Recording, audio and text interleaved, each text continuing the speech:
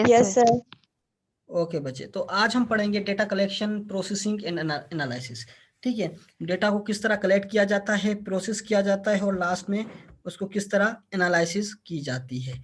ठीक है, तो ये बहुत ही ज़्यादा इंपॉर्टेंट टॉपिक है जिसके अंदर हम कलेक्शन, तो आप लोगों को पता है कि डेटा किस तरह कलेक्शन करता है। मैंने आपको बायोस्टेट पढ़ाया था, आपको पता है डेटा कलेक्शन की क्या मेथड्स हैं, क्या तरीक़ेकार हैं। ठीक है, अच्छा, इसके अलावा सैम्पलिंग के क्या मेथड्स और क्या तरीक़ेकार है वो भी मैं आपको अपनी क्लास में बता चुका हूँ। ठीक है, जिसके अंदर क्वाड्रेंट मेथड वगैरह थे, ठीक, जो फिजिकल क्लास के अंदर बताए थे। अच्छा, इसके बाद प्रोसेस, डिफरेंट प्रोसेस होते हैं। डायरेक्ट डेटा को नहीं एनालिसिस किया जाता, पहले टेबुलेशन फॉर्म वगैरह है, तो इस तरह इसके डिफरेंट जो हैं वो प्रोसेस होते हैं। ठीक है, प्रोसेसिंग के बाद जो है वो डेटा एनालिसिस किया जाता है। ठीक है, जिस तरह कलेक्शन करके आने के बाद आप लोगों ने क्या किया, उसको अरेंज किया, क्लास बनाए। ठीक है, फ्रीक्वेंसी डिस्ट्रीब्यूशन, फ्रीक्वेंसी वगैरह इसको फाइंड आउट किया। उसमें उसके बाद जो है लास्ट में जाके आप एनालिसिस करते हैं। जब आपके पास डेटा आ जाता है, समराइज हो जाता है, तब आप इसकी जो है एनालिसिस स्टार्ट करते हैं। ठीक है बच्चे, आगे चलते हैं। अच्छा, डेटा कलेक्शन प्रोसेसिंग के अंदर 2 टाइप्स ऑफ डेटा। ठीक है, एक तो प्राइमरी डेटा होता है और सेकंड क्या होता है, सेकेंडरी डेटा होता है। जस्ट लाइक प्राइमरी डेटा होता है जो हो कि fresh and collected for first time and original in character. Primary data क्या होता है कि एक फ्रेश डेटा होता है, नंबर 1। ठीक है, और इसके अलावा वो फर्स्ट टाइम काम किया गया होता है। ठीक है, जस्ट लाइक अभी मैंने आपको जो है काम करवाया इसमें लैब के अंदर। ठीक है, आप लोगों ने सबने लैब के अंदर काम किया था। ठीक है, अब जितना भी डेटा आया है आपका पर्सनल डेटा, वो हर किसी का डिफरेंट है, उसके अंदर वेरिएशंस पाई जाती हैं। ठीक है, इस वेरिएशन की वजह से ये क्या कहलाता है, प्राइमरी डेटा कहलाता है।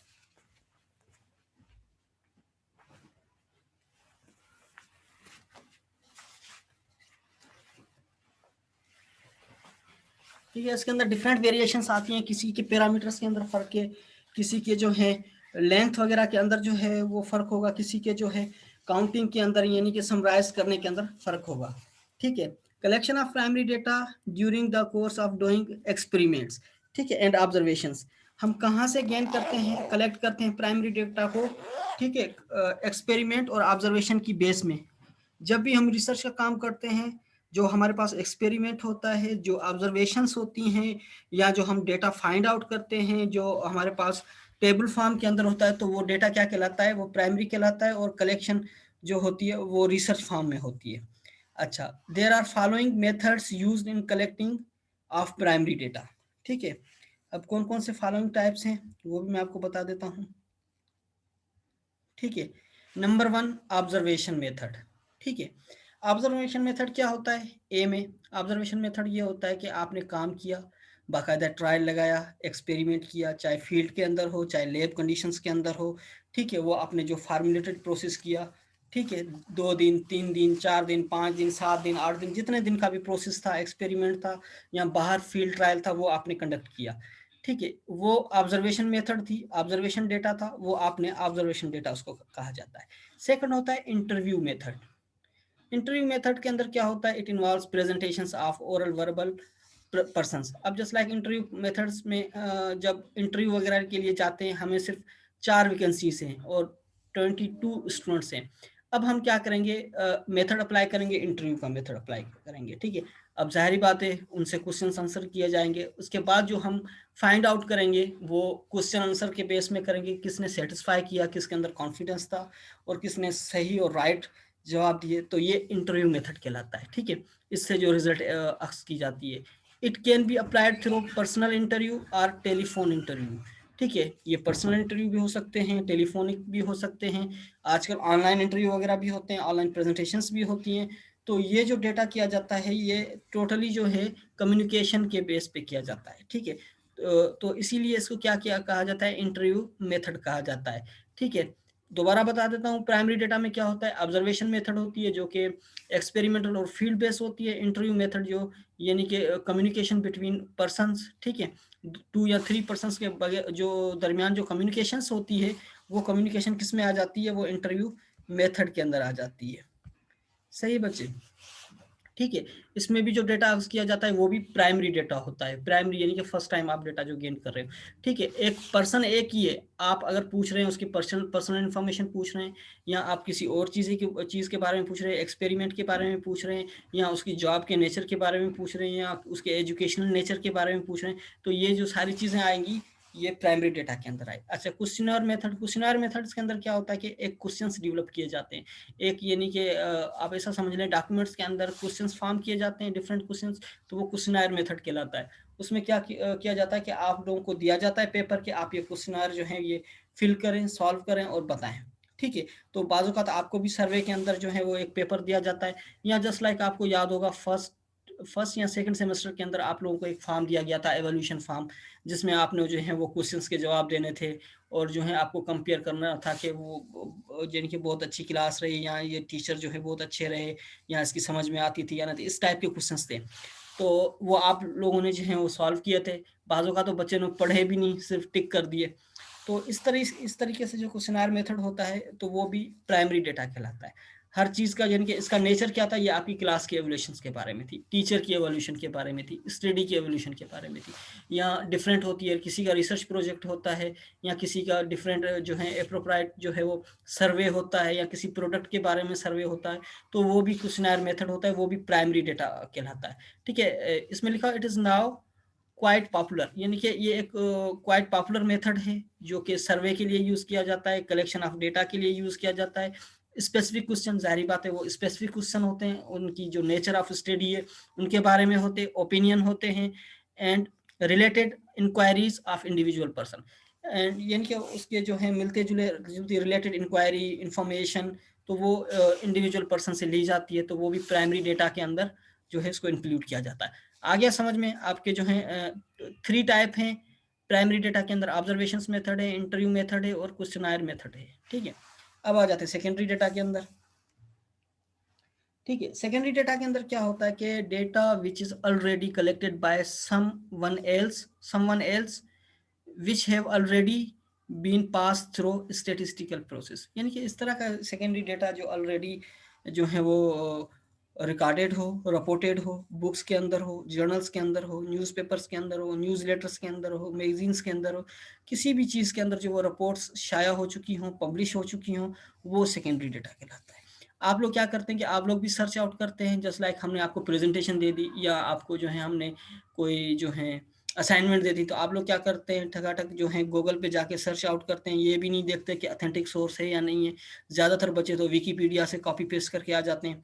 तो होता क्या है कि वो आप पूरा छाप के एक जो है वो पेज भर के दे देते हैं, तो वो क्या होता है कि वो होता है सेकेंडरी डेटा, प्राइमरी डेटा नहीं होता। प्राइमरी ये होता है कि आप अपनी तरफ से लिखते, अपनी तरफ से काम करते, कुछ आप अपनी ऑब्जर्वेशंस करते। ठीक है, तो वो आजकल तो कोई नहीं होता, तो आप लोग जो इतना काम करते हैं वो सेकेंडरी डेटा पे होता है। ठीक है, सेकेंडरी डेटा इसीलिए भी लाजमी होता है कि आपको जब भी पेपर लिखना होता है या रिसर्च का काम करना होता है, तो आपको चाहिए होती है उससे रिलेटेड इन्फॉर्मेशन, उस टॉपिक के बारे में, उस रिसर्च नेचर के बारे में आपको इन्फॉर्मेशन रिक्वायर होती है। वो रिक्वायर इन्फॉर्मेशन हमें कहाँ से गेन की जाती है, वो हम जो है through the net, through the journals, through the papers, through the newspaper, reports, public records, इनके तमाम चीज़ों से हम वो फाइंड आउट करते हैं। तो इस तरह की रिपोर्ट जो क्या कहलाती है, सेकेंडरी डेटा कहलाती है। ठीक है, या इसको इस तरह कहा जा सकता है, in other words it means that are already available, यानी कि जो कि ऑलरेडी अवेलेबल हो, कहाँ पे हो, national and international surveys, books, magazine, newspapers, journals, reports, public records, news letters, ठीक है, एंड हिस्ट्रिकल डॉक्यूमेंट्स। तो ये जो चीज़ें हैं जहाँ से ये चीज़ें हम ले लेते हैं, या जो रिकॉर्डेड हैं, रिपोर्टेड है, उनको हम जो है जमा करें, तो वो सेकेंडरी डेटा कहलाता है। ठीक है, अच्छा, इसके बाद क्या होता है कि कुछ उसके रूल्स और रेगुलेशंस होते हैं। Before using secondary data must see that they possess following characteristic, उनके अंदर फॉलोइंग करेक्टरिस्टिक्स हैं या नहीं है। आप कोई भी सेकेंडरी डेटा जब सिलेक्ट करते हैं, यूज़ करते हैं, या स्टडी के लिए काम करते हैं, तो आप उनके करेक्टरिस्टिक फीचर को फाइंड आउट करते हैं। ठीक है, जब आप फाइंड आउट करते हैं तो उसमें सबसे पहले आ जाता है reliability of data, data reliable है या कि नहीं है। ठीक है, तो रिलायबिलिटी ऑफ डेटा के अंदर जो है बहुत सारी चीज़ें आ जाती हैं कि आपका डेटा इवन रिलायबल है नहीं है, या फेक तो नहीं है। ठीक है। Reliability can be find out that who collected data, who collected data यानी कि कौन सी एजेंसी है, कौन सी पब्लिशिंग एजेंसी है जिसने ये डेटा कलेक्ट किया है, कौन सा पर्सन है। जस्ट लाइक एक ऑफिशियल्स पर्सन होते हैं, उनके अच्छी एफिलिएशंस होती है यूनिवर्सिटीज से, रिसर्च इंस्टीट्यूट से, तो वो एफिलिएशंस भी चेकआउट की जाती है।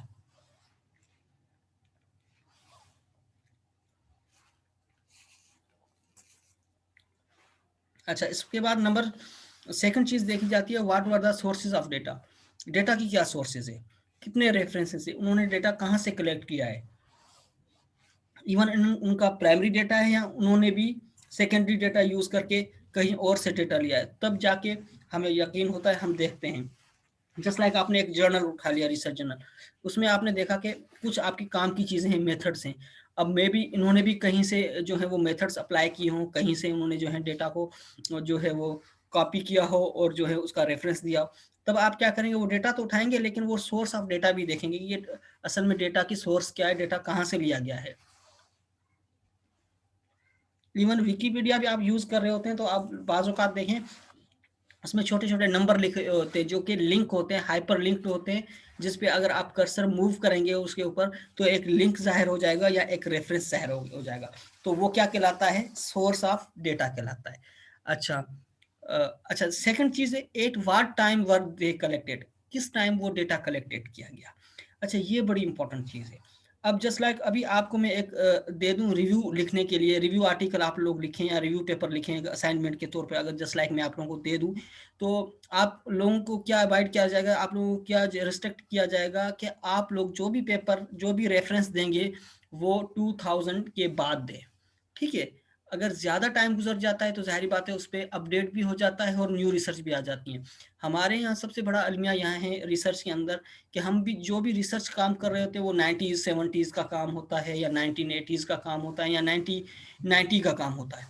तो इस तरह का जो काम होता है वो बहुत बड़े जो हैं प्रॉब्लम क्रिएट करता है, हालांकि वो काम अपडेटेड हो चुका है, उससे ज़्यादा एक्सटेंडेड वर्क हो चुका है।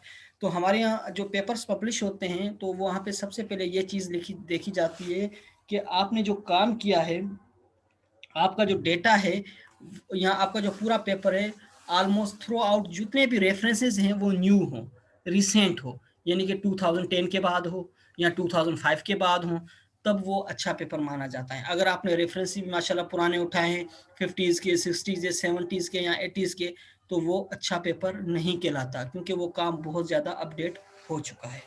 सही है बच्चे, आ गई बात समझ में। तो रिलायबिलिटी ऑफ डेटा में ये चीज़ें आ जाती हैं।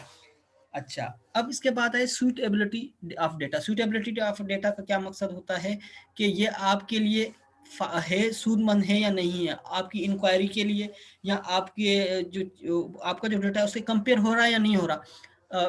जस्ट लाइक मेरा काम किसी और चीज़ पे है, मैं काम शुगर केन पे कर रहा हूँ, ठीक है, मेरा काम शुगर केन पे हो और मैं डेटा उठा के ले आऊँ वीट का, ठीक है, या मैं काम चिल्ली पे कर रहा हूँ और डेटा उठा के ले आऊँ मैं कॉटन का, तो इस तरह की जो है वो नहीं ली जाती, ठीक है।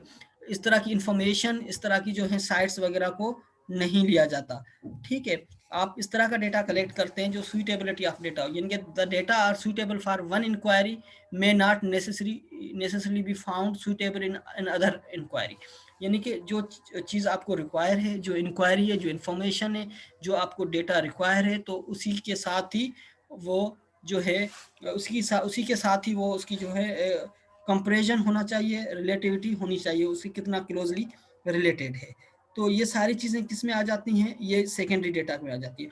और भी बहुत सारी चीज़ें हैं सेकेंडरी डेटा के लिए, लेकिन ये जो है इन चीज़ों को मस्ट देखा जाता है और बताया जाता है। सही है।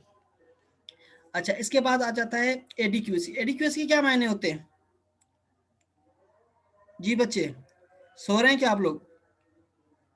No sir. नहीं नहीं सर। हाँ बताएं क्या होता है एडिक्वेट जी। सर रिवाइज कीजिएगा। नॉर्मल मुनासिब टाइप जो होता है जी बच्चे, सर एक नॉर्मल या मुनासिब हाँ, type.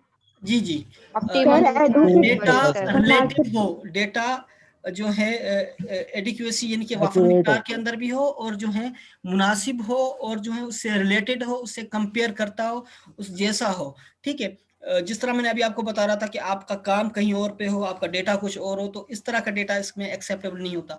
If the level of accuracy achieved in data is found inadequated for the purpose of the present inquiry, they will be considered as inadequate and should not be used by the researcher. ठीक है, यानी कि इररिलेटिव ना हो, relative data हो. ठीक है, किसी जो पर्पस है, जो मकसद है. अब हमारे यहाँ क्या होता है कि एक रिसर्च पेपर जब लिखा जाता है, जब आप रिसर्च पेपर लिखते हैं, रिजल्ट लिखते हैं, आपका जो रिजल्ट आ जाता है, तो आप रिजल्ट लिखने के बाद एक और चीज होती है, वो होती है डिस्कशन. डिस्कशन में क्या करते हैं कि आप अपने रिजल्ट को यानी कि डिस्कस करते हैं, डिस्कस करके अपने रिजल्ट्स को कंपेयर करते हैं बाकी लोगों के साथ.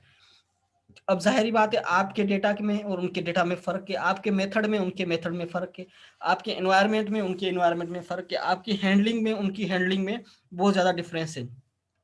तो ये डिफरेंस जो कंपैरिजन होता है, तो डेटा के अंदर जो है कॉम्प्लिकेशन हो जाता है. तो डेटा को जब आप रिप्रेजेंट करेंगे, जब बयान करेंगे, तो इन तमाम रीजंस को आप जो है वो लिखते हैं, आप रीजन बताते हैं. जब रीजन आप बता देते हैं, तब वो जो है देखा जाता है कि उसके साथ जो है आपका कंपैरिजन हो रहा है या नहीं हो रहा, डेटा सिमिलर है, डेटा के अंदर जो है क्लोजली रिलेटेड है, या लिटिल बिट रिलेटेड है, या बिल्कुल ही डिफरेंट है. अगर इन केस बिल्कुल ही डिफरेंट होता है डेटा, तो क्या किया जाता है कि उसके रीजन दिए जाते हैं. यानी कि in every case you should mention the reason. आपको रीजन जो है वो मेंशन करने होते हैं. सही है बच्चे, आ रही है बात समझ में आप लोगों को? तो आपको रीजन मेंशन करना मस्ट होता है इसके अंदर. अच्छा, इसके बाद आता है सिलेक्शन सर ऑफ. इसमें थर्ड जो सी है एक्यूरेसी ऑफ डेटा, उसमें फिर हमारे पास एग्जांपल्स क्या आएंगे? जस्ट लाइक किसमें बच्चे? ये थर्ड वाला accuracy of data. Adequacy of data. Adequacy of data के अंदर जो एग्जांपल ये है कि आप डिस्कशन का जो मैंने आपको बताया, डिस्कशन अगर आप पेपर रिसर्च पढ़ें, तो डिस्कशन के अंदर ये तमाम चीजें मौजूद होती है कि आपका डेटा जब कंपेयर किया जाएगा, क्या सिमिलर है. ठीक है, मैं आपको केसेस बता देता हूँ, एक मिनट, आपको मैं केसेस बता देता हूँ ये कौन कौन से केसेस होते हैं. ठीक है, मैं आपको बल्कि वो बता देता हूँ. एक पेपर फॉर्मेशन, पेपर का जो है वो सैंपल क्या होता है, इसके अंदर सारी चीजें आ जाती है. एक रिसर्च पेपर, ठीक है, ये प्राइमरी पेपर की बात कर रहा हूँ. प्राइमरी पेपर के अंदर सबसे पहले क्या आता है? एब्स्ट्रैक्ट. इसके बाद क्या आता है? इंट्रोडक्शन. ठीक है, इसके बाद क्या आता है? मेथड एंड मटेरियल्स, यानी कि कौन कौन सा मेथड और मटेरियल्स को यूज किया गया है. ठीक है, इसके बाद क्या आता है? रिजल्ट्स. ठीक है, इसके बाद क्या आता है? अच्छा, इसके बाद जो है डिस्कशन. डिस्कशन. ठीक है, डिस्कशन के बाद कभी कभार एक्नॉलेजमेंट आ जाती है कि कौन कौन लोग जो है आपके साथ शामिल रहे हैं, किन ने आपको फंडिंग की, किसने जो है वो आपको काम कराया. इसके बाद लास्ट में आ जाते हैं रेफरेंसेस. अच्छा, एब्स्ट्रैक्ट. कंक्लूजन नहीं आते सर? जी बच्चे, अच्छा, डिस्कशन के बाद कुछ लोग जो है कंक्लूजन लिखते हैं. कुछ जो है पेपर के अंदर जो है रिसर्च जो जर्नल्स होते हैं, उनमें रिक्वायर होता है कि आप कंक्लूजन लिखें. कभी कभार हम डिस्कशन के बाद एक छोटा सा पैराग्राफ लिख के उसमें कंक्लूजन लिखते हैं. ठीक है, अच्छा, इसमें भी बहुत सारी चीजें हैं. कुछ जो लोग हैं क्या करते हैं कि एब्स्ट्रैक्ट के आखिर में, एक मिनट बच्चे, एब्स्ट्रैक्ट लास्ट में क्या कर देते हैं वो लोग? एब्स्ट्रैक्ट के लास्ट में ऑब्जेक्ट ऑफ स्टडी. स्टडी के क्या ऑब्जेक्टिव हैं? ठीक है, पर्पस क्या है, ऑब्जेक्टिव्स. ठीक है, ऑब्जेक्टिव्स ऑफ स्टडी, स्टडी के क्या ऑब्जेक्टिव हैं. ठीक है, और कभी कभार ये चीज जो है कुछ पेपर्स के अंदर या कुछ जर्नल्स के अंदर ऑब्जेक्टिव ऑफ स्टडी एब्स्ट्रैक्ट के नीचे दे देते हैं, और कुछ जो हैं जर्नल जो होते हैं वो क्या करते हैं, वो यही चीज इंट्रोडक्शन के लास्ट में दे देते हैं. ठीक है, ये थोड़ा बहुत इसके अंदर होता है. अच्छा, इसके बाद मेथड मटेरियल में जो आप मेथड अप्लाई करते हैं, जो मटेरियल्स अप्लाई करते हैं, ठीक है, वो आप बयान करते हैं कि हमने ये मेथड अप्लाई किया, इंक्यूबेटर का इस्तेमाल किया, कितने टेम्परेचर पे किया, कितने सैंपल थे, कितने सैंपल आप लोगों ने कलेक्ट किए. ठीक है, और मेथड्स क्या अप्लाई किया, और किस तरीके से आपने काम किया. तो ये आ जाता है मेथड्स एंड मटेरियल्स के अंदर. रिजल्ट्स के अंदर आप टेबुलेशन फॉर्म के अंदर रिजल्ट्स देते हैं, या ग्राफिकल फॉर्म के अंदर रिजल्ट्स देते हैं. उन रिजल्ट्स को आप लिखते हैं कि हमने ये किया डेटा, तो इसमें ये रिजल्ट्स आ गया. ठीक है, ये प्राइमरी डेटा इसके अंदर जो है, इसके अंदर जो रिजल्ट्स आते हैं वो कौन से होते हैं? प्राइमरी डेटा होते हैं. ये भी बता देता हूँ. ठीक है, सॉरी. अच्छा, इसके बाद डिस्कशन. अब बच्चे जो आपने क्वेश्चन किया था वो है डिस्कशन. डिस्कशन के अंदर क्या होता है कि आपके जो रिजल्ट होता है उसकी एडिक्वेसी देखी जाती है कि आपका जो रिजल्ट है वो एडिक्वेट है या नहीं है। वो जो है आपकी प्रेजेंट जो इंक्वायरी है, प्रेजेंट डेटा है, प्रेजेंट जो आपने डेटा अचीव किया है, वो डेटा इवन बाकी लोगों के काम से वो कंपेयर होता है क्या नहीं होता। जस्ट लाइक रिसर्च पेपर आपका है tissue culture, tissue culturing of cotton, sorry banana crop, ठीक है। जस्ट लाइक ये आपके पास रिसर्च पेपर था, ठीक है। अब आपका रिसर्च पेपर, रिसर्च आर्टिकल का टाइटल ये था tissue culturing of banana crop, ठीक है। बनाना क्रॉप की टिश्यू कल्चरिंग पे काम था। अब आप डिस्कशन जो लिखेंगे, आपके पास जो डेटा है, अब आप कंपेयर करेंगे बाकी लोगों के साथ जिन्होंने बनाना क्रॉप पे काम किया है। अब आपके पास जो रिजल्ट्स आए, की रिजल्ट्स जो हैं आपके पास, इवन बाकी जिन लोगों ने काम किया है उनसे कंपेयर करते हैं या नहीं करते, ठीक है। अब यहाँ पे होते हैं रीजनिंग बेस, ठीक है। अब डिस्कशन में आप क्या करते हैं कि आपका जो डेटा है वो एडिक्वेसी इसमें है या नहीं है, एडुकेट करता है या नहीं करता। अगर एडुकेट नहीं करता यानी कि इसके अंदर सिमिलरिटी नहीं है, ठीक है, या आपने इसको प्रॉपर जो है रिप्रेजेंट नहीं किया, तो इनएडिक्वेट हो जाता है और पेपर रिजेक्ट हो जाता है, पेपर आपका पब्लिश भी नहीं होता, ठीक है। इसमें आपको बताना होता है कि आपका जो रिजल्ट है, ठीक है, वो जो है सिमिलर है किसी और के साथ, या आपने जो रिजल्ट किया है वो लिटिल बिट डिफरेंट है, या बिल्कुल ही डिफरेंट है, या बिल्कुल ही न्यू काम है। तो इनके रीजन देने पड़ते हैं, ठीक है। ये आ जाता है डिस्कशन में। तो सबसे जो डिफिकल्ट पोर्शन होता है, कॉम्प्लिकेट होता है, वो बच्चे होता है डिस्कशन, क्योंकि रिसर्च पेपर के अंदर आप एब्स्ट्रैक्ट भी लिख लेते हैं, इंट्रोडक्शन भी आप इधर उधर से फाइंड आउट करके लिख लेते हैं, मेथड मटेरियल आपको पता होता है आपने क्या मेथड्स यूज किए हैं। रिजल्ट्स क्या होता है, रिजल्ट बिल्कुल इजी लिखना होता है, आपने टेबल्स फॉर्म में दिया है या ग्राफिकल पॉइंट में दिया है, वो आप लिख लेते हैं। असल चीज होती है डिस्कशन, डिस्कशन पे जो है ना बहुत ज्यादा जो है फोकस किया जाता है। इसके बाद जो कंक्लूजन होता है, कंक्लूजन बिल्कुल सेम होता है, बिल्कुल यानी कि आप जो कंक्लूड करते हैं, आउटपुट करते हैं या रिकमेंडेड करते हैं, वो चीज होती है। एक्नॉलेजमेंट के अंदर क्या आ जाता है, एक्नॉलेजमेंट के अंदर मैं आपको बता चुका हूँ कि जिन जिन लोगों को आपने काम आपके काम में आपका कोऑपरेट किया, साथ दिया, या फाइनेंशियली आपको सपोर्ट किया, कोई प्रोजेक्ट था, कोई पेपर था, उस पर आपको फाइनेंशियली सपोर्ट किया, या आपके जो है नॉन टीचिंग स्टाफ्स हैं, या बाकी लोगों ने आपकी मदद की, आपकी फैमिली मेम्बर्स ने मदद की, तो वो नाम आप एक्नॉलेजमेंट में दे देते हैं, आप उनका जो है कंट्रीब्यूशन भी आप बता देते हैं, ठीक है। इसके बाद लास्ट पोर्शन होता है रेफरेंसेस। अच्छा, रेफरेंसेस के अंदर मैं बात कर रहा था, आपको अभी बता रहा था। तो रेफरेंसेस के अंदर ये मस्ट होता है कि आप न्यू रेफरेंस दें, लेटेस्ट रेफरेंसेस आप जो है डिस्कस करें। लेटेस्ट रेफरेंस का मकसद ये होता है कि आफ्टर 2005 हो, 2010 हो, तो वो जो होती हैं रिसेंट जो फाइंडिंग्स होती हैं उनको प्रीफर किया जाता है। अगर आप जस्ट लाइक रेफरेंस देंगे 60s का, 50s का, 90s का, 80s का, तो उसकी इतनी जो है इम्पोर्टेंस या वेटेज नहीं होता। आ गई वेटेज बात समझ में आप लोगों को? आगे चलें। Yes sir. सर एक Yes, और sir. कंफ्यूजन क्लियर करेंगे आप मेरी? जी सर बच्चे। एब्स्ट्रैक्ट और कंक्लूजन में क्या फर्क है? एब्स्ट्रैक्ट भी अच्छा समरी होती है, कंक्लूजन भी अच्छा समरी। अच्छा बच्चे, सही, गुड क्वेश्चन। सर वो वापस लाइएगा, उसकी स्क्रीनशॉट लेनी है। ओके, वापस ले आओ, एक मिनट।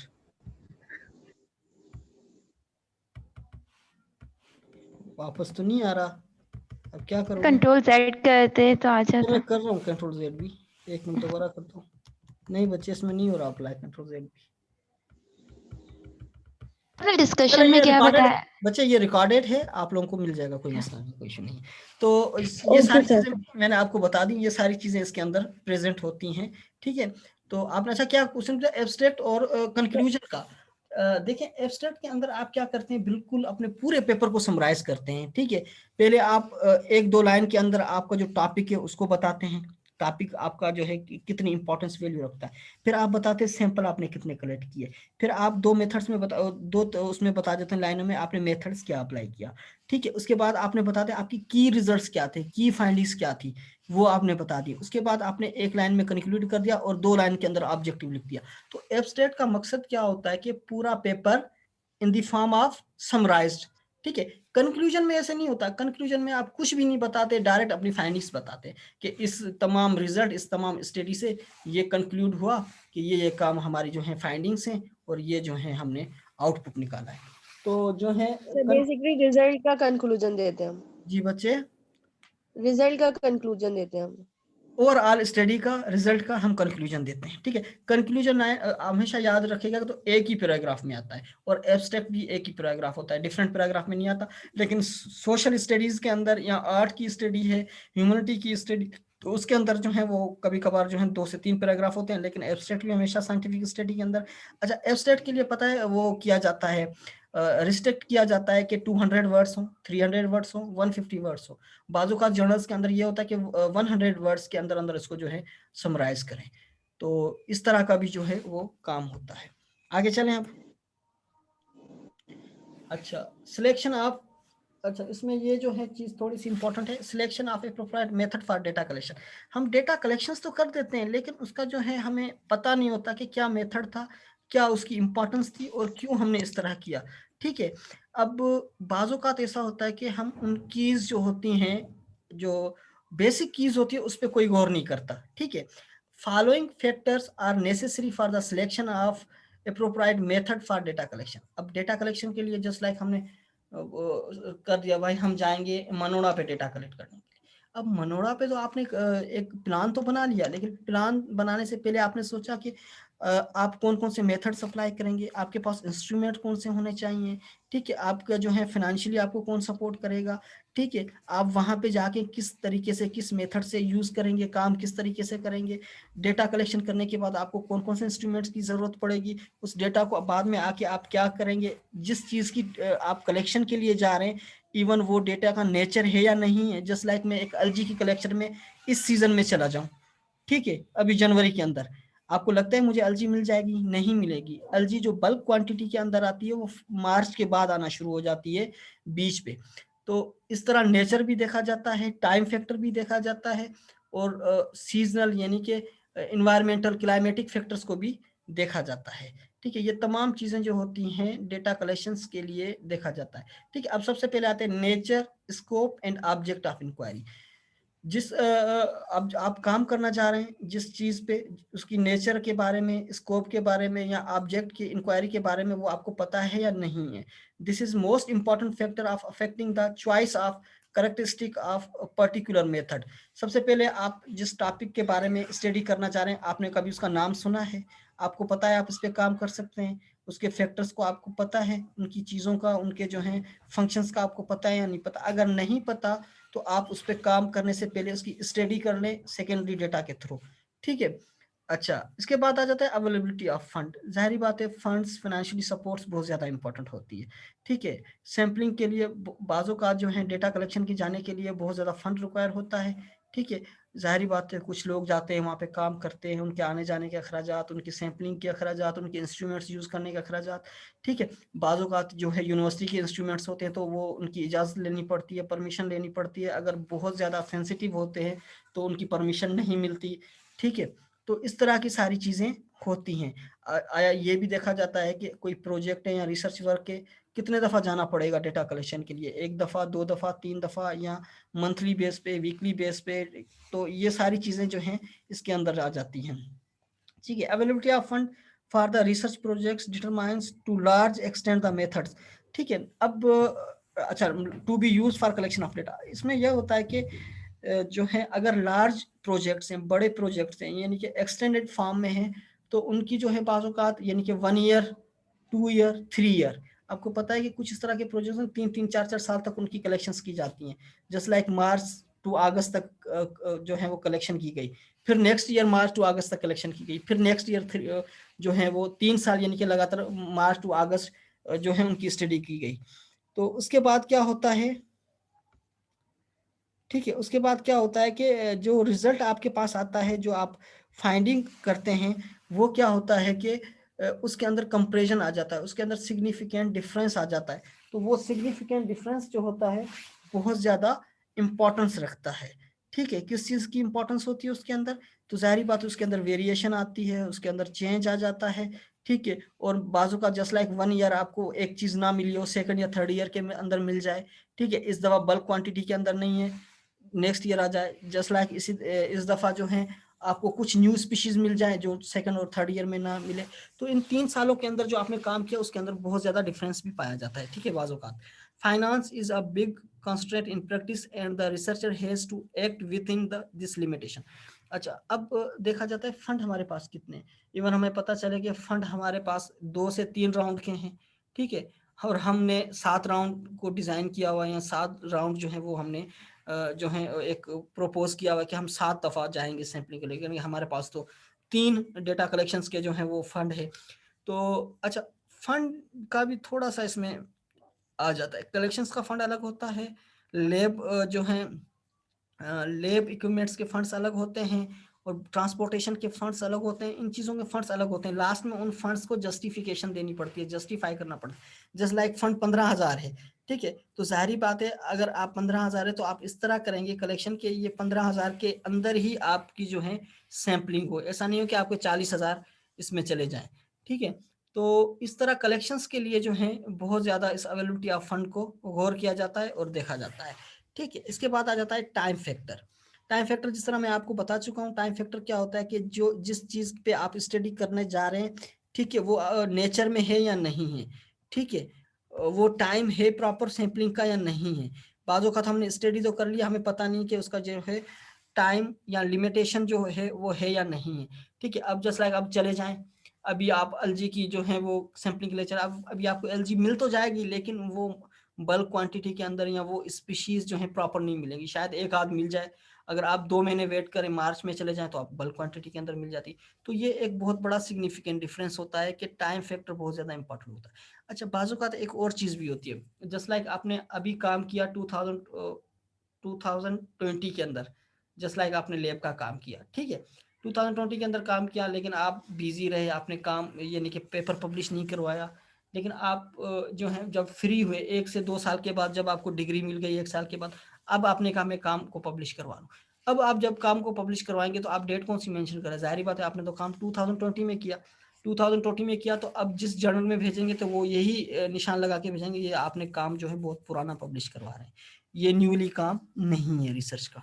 तो इस तरह भी टाइम जो है वो मेन जो टाइम होता है वो शेड्यूल किया जाता है कि अगर आप डेटा कलेक्शन करेंगे, डेटा एनालिसिस करेंगे, तो साथ साथ पब्लिकेशंस का भी देखा जाता है, ठीक है। Availability of time and limitation is necessary for collection of data. तो टाइम फैक्टर बहुत ज़्यादा इंपॉर्टेंट होता है, टाइम फैक्टर पे जो है वो चीज़ें जो हैं वो दी जाती हैं, ध्यान दिया जाता है कि टाइम फैक्टर जो है विद इन टाइम काम किया जाए। जस्ट लाइक जो है इस तरह समझे, जो लास्ट डेट ऑफ सबमिशन होती है, एक रिस्ट्रिक्शन होती है, एक टाइम होता है, अगर आप बाद में कराएंगे तो नहीं होगा, ठीक है। तो वो टाइम क्यों दिया जाता है, वो टाइम इसलिए दिया जाता है ताकि विद इन टाइम के अंदर तमाम चीज़ें जो हैं वो कंप्लीट हो जाएं। अच्छा, इसके बाद आ जाता है प्रीसिशन। प्रीसिशन क्या होता है, क्या होता है precision, what do you mean by precision? बच्चे सो गए क्या सब लोग, आप लोग, या मेरी आवाज नहीं है जा रही? हाँ, क्या होता है प्रीसिशन? मतलब सर टाइम का, जी जी बोले। टाइम लिमिटेशन होना, मतलब किसी चीज को दिया जाए तो उस टाइम पे जी गुड, एग्जैक्ट टाइम में एक्यूरेट हो, ठीक है, और जो है बिल्कुल एक्यूरेट टाइम पे काम होना चाहिए, ज़्यादा लेट नहीं, जो क्वालिटी और कंडीशन जो है बहुत अच्छी हो। तो प्रिसिशन रिक्वायर्ड होती है हर प्रोजेक्ट के अंदर, हर डेटा कलेक्शंस के अंदर, ठीक है। अब जस्ट लाइक आपके टाइम जो है, अगर आपको टाइड लो और टाइड हाई का पता है आपको, नहीं पता? टाइड हाई और No, tide low, low tide high tide, no sir. समंदर के अंदर जो टाइड होती हैं, लहरें जो होती हैं, वो टाइड उसको कहा जाता है, वो हाई और लो होती हैं, उनका बाकायदा शेड्यूल होता है। अगर आप नेट पे देखेंगे, ऑनलाइन देखेंगे, तो वो शेड्यूल होता है। जो लोग फिशिंग करते हैं उनको पता होता है कि आज लो टाइड है, आज हाई टाइड है, ठीक है। तो लो टाइड पे क्या होते हैं कि फिश जो मतलब है सर वेव्स। जी जी वेव्स। तो लो टाइड और हाई टाइड के अंदर क्या होता है कि फिशिंग बड़ी जो है वो बहुत अच्छी फिशिंग हो जाती है अगर लो टाइड हो, ठीक है। अगर हाई टाइड होगा तो फिशिंग अच्छी नहीं होगी, ठीक है। लो टाइड होगा तो फिशिंग अच्छी होती है, तो ये एक कॉन्सेप्ट होता है। अब लो टाइड होता है तो जो ये होते हैं फिशरमैन होते हैं वो काफी आगे तक चले जाते हैं और जो है अच्छा शिकार भी कर लेते हैं, फिशिंग हंटिंग कर लेते हैं। अगर हाई टाइड है तो जाहिर बात है वो उनके लिए क्या होता है कि थोड़ा सा इशू तो होता उस टाइम पे है। फिर फिशेस भी नहीं आएंगी ना फिर। जी जी, और फिशिंग भी सही से नहीं हो सकती। तो ये क्या होता है, ये प्रिसिशन रिक्वायर्ड होता है, यानी कि एक्यूरेसी होती है। ठीक है। अब जस्ट लाइक आपने काम इंक्यूबेटर का काम है, अब मैंने आपको कहा कि आप 30 सेंटीग्रेड के अंदर इसको जो है ऑटो इसमें सॉरी इंक्यूबेट करें और ये रख दें, लेकिन आपने क्या किया 28 पे रख दिया। ठीक है। अब 28 पे रख दिया था, जो 4 दिनों में होना था वो 5 दिनों में होगा, एक्यूरेसी भी नहीं आएगी, जो अप्रोप्राइट टाइम है या जो कंडीशन है ग्रोथ के लिए वो नहीं आएंगी। तो एक्यूरेसी के लिए, प्रिसिशन के लिए आपको एक्यूरेट काम करना पड़ता है, ऑनेस्टी के लिए काम करना पड़ता है, तब जाके इसके अंदर एक्यूरेसी आती है और तब जाके इसके अंदर जो है वो प्रॉपर काम हो पाता है। सही है बच्चे, आ गई बात समझ में? यस कोई सर। इसके अंदर आपको प्रॉब्लम? No sir. तो आज मैंने आपको, जी बच्चे, मैंने आज आपको डेटा कलेक्शंस की बेसिक चीजें बताई हैं। अच्छा, अब मैं आप लोगों को एक और बात वाज़ेह कर दूं, तो मैं आप लोगों को जो है क्या दूंगा, मैं एक आप लोगों को जो है असाइनमेंट दूंगा। असाइनमेंट ये होगी कि आप उस पर रिव्यू पेपर लिखेंगे। ठीक है। और रिव्यू पेपर जब आप लोग लिख लेंगे, रिव्यू पेपर का जो मेथड अलग होता है, रिसर्च पेपर का मेथड अलग होता है। वही रिव्यू पेपर आप सब लोग कहाँ पे सेंड करेंगे, मैं आपको जर्नल का नाम बता दूंगा, 1-2 जर्नल ऐसे हैं वहाँ पे सेंड होंगे। ठीक है, करेंगे। अच्छा, जिसका पेपर पब्लिश होगा तो उसको मैं ट्रीट दूंगा। अब मैं देखूंगा कि किस बच्चे का पेपर का इस तरह का लेवल है, तो वो जो डिसीजन है वो एडिटोरियल बोर्ड करेगा, एडिटोरियल मैनेजर करेंगे। ठीक है। अब यहाँ पे रिव्यू पेपर क्या होगा, रिव्यू पेपर के अंदर तमाम सेकेंडरी डेटा होगा, सेकेंडरी डेटा यूज किया जाएगा। ठीक है। जो बच्चा भी उसमें जो है उसका पेपर पब्लिश हो जाता है रिव्यू पेपर, तो क्या करेंगे, तो मैं जो है मैं उस बच्चे को जो है वो ट्रीट दूंगा और पूरी क्लास को भी उसमें इंक्लूड कर लूंगा, क्योंकि मैं चाह रहा हूं कि आप लोगों को ये गट्स आने चाहिए, ये आप लोगों को पता हो। ठीक है।